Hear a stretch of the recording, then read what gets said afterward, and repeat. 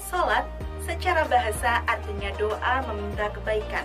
Sedangkan sholat secara istilah artinya semua perkataan dan perbuatan yang dimulai dari takbir atau takbiratul ihram dan diakhiri dengan salam. Dalam melaksanakan sholat, kita tidak hanya semata-mata melaksanakan sebuah kewajiban ataupun melakukan beberapa gerakan saja. Tetapi di dalam sholat semuanya itu memiliki makna, baik dari gerakannya hingga bacaannya.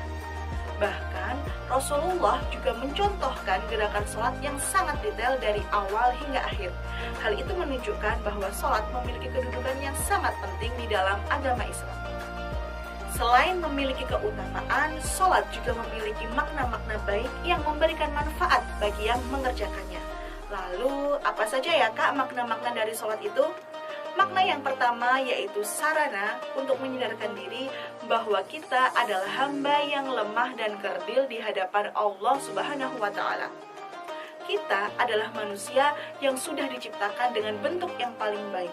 Kita juga diberikan tempat untuk hidup di bumi ini, dan Allah juga menyiapkan segala kebutuhan kita untuk hidup di bumi ini.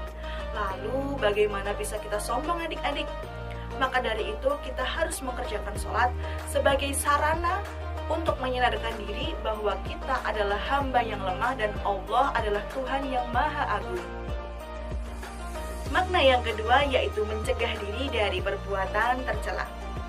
Bacaan-bacaan dalam sholat merupakan kata-kata baik yang berisi pujian dan doa kepada Allah Subhanahu wa Ta'ala. Memuji Allah berarti kita mengakui bahwa manusia adalah makhluk yang lemah. Sehingga dengan itu kita senantiasa untuk melatih diri menjadi orang yang rendah hati dan tidak sombong. Dengan kata-kata yang baik, maka orang yang mengerjakan sholat akan berusaha untuk mewujudkannya dalam kehidupan sehari-hari, sehingga sholat akan mencegah diri dari perbuatan tercela. Di dalam Al-Quran juga terdapat firman Allah tentang mencegah diri dari perbuatan tercela dengan sholat. Yuk kita simak firman Allah tersebut. A'udzu billahi minasy syaithanir rajim. Bismillahirrahmanirrahim. Utlu ma uhiya ilaika minal kitabi wa aqimis shalah.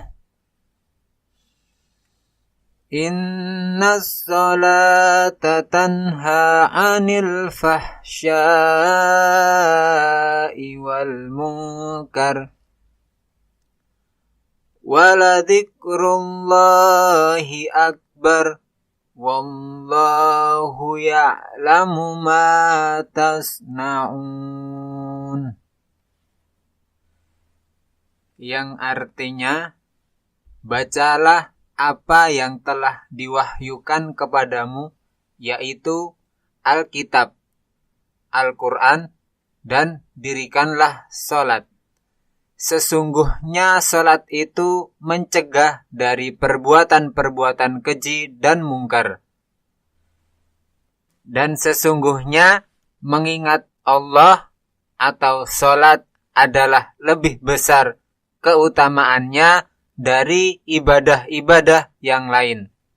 Dan Allah mengetahui apa yang kamu kerjakan. Makna yang ketiga yaitu sarana berdoa kepada Allah.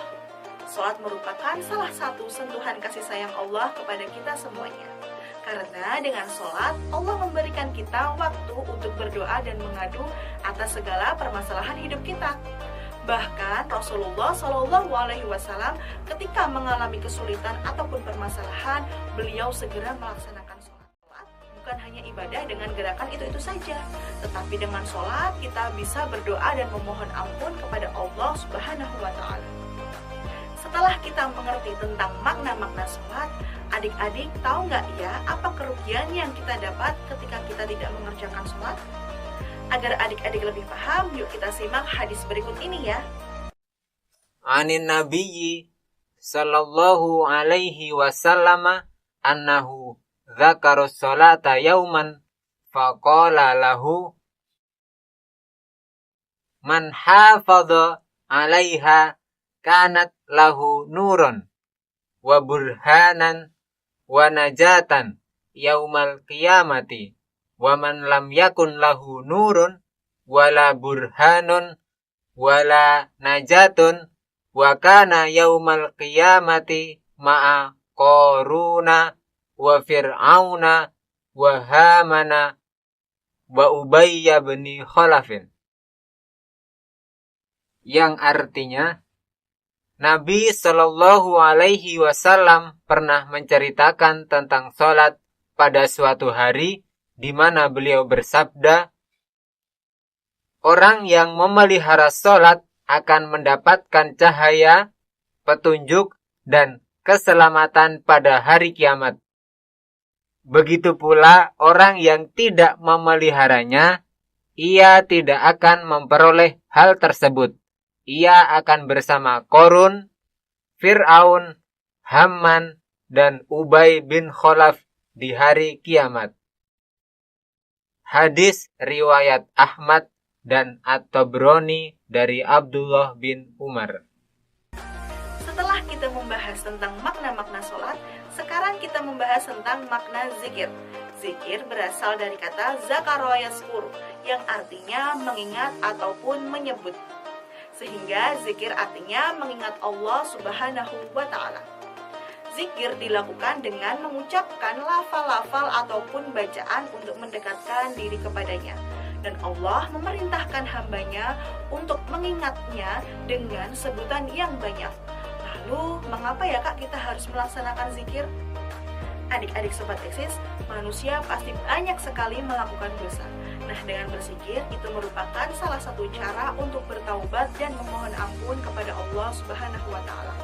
Selain itu, zikir juga sebagai sarana untuk mengingat Allah dimanapun dan kapanpun, sehingga hal itu menjadikan manusia dengan hati yang tentram. Pada hakikatnya, semua anggota tubuh manusia itu bisa digunakan untuk berzikir. Zikir juga sebagai sarana untuk bersyukur dan mendekatkan diri kepada Allah seperti ibadah-ibadah lainnya, seperti ibadah sholat, puasa, ataupun haji. Zikir terbagi menjadi dua macam, yakni yang pertama zikir bilisani atau zikir dengan lisan, yakni zikir dengan menggerakkan kedua bibir. Yang kedua yaitu zikir biqalbi atau zikir dengan hati, yakni zikir yang tidak terdengar sama sekali oleh telinga dan dilaksanakan di dalam hati. Seperti halnya ibadah sholat yang memiliki keutamaan dan manfaat, zikir juga memiliki keutamaannya. Yuk kita simak hadis tentang keutamaan zikir berikut ini ya. Qala Rasulullah sallallahu alaihi wasallam, la yaqudu qaumun yadhkurunallaha illa haffathumul malaikatu wa ghasyiyathumur rahmatu wa nazalat alaihimus sakinatu wa dzakarahumullahu fiman indahu. Yang artinya Rasulullah sallallahu alaihi wasallam bersabda, tidaklah suatu kaum duduk berzikir kepada Allah melainkan mereka dinaungi oleh para malaikat, diliputi oleh rahmat, ketenangan turun kepada mereka, dan Allah menyebut-nyebut mereka di hadapan para malaikat di langit. Hadis riwayat Muslim. Wah, ternyata banyak sekali adik-adik manfaat dari ibadah sholat dan zikir. Karena sholat dan zikir banyak manfaatnya, maka kita harus melaksanakan ibadah tersebut sesuai dengan adab atau etikanya. Yuk kita simak adab dari sholat dan zikir. Adab-adab dalam pelaksanaan sholat. Yang pertama yaitu sholat tepat waktu. Yang kedua, sholat di tempat yang suci. Yang ketiga, sholat dalam keadaan suci, bersih, dan menggunakan pakaian yang terbaik. Dan yang terakhir yaitu khusyuk dalam pelaksanaannya. Sedangkan adab atau etika zikir yaitu yang pertama membaca zikir sesuai dengan tuntunan ataupun sunnah Nabi Muhammad SAW. Yang kedua yaitu memahami makna zikir, dan yang ketiga zikir di tempat yang suci.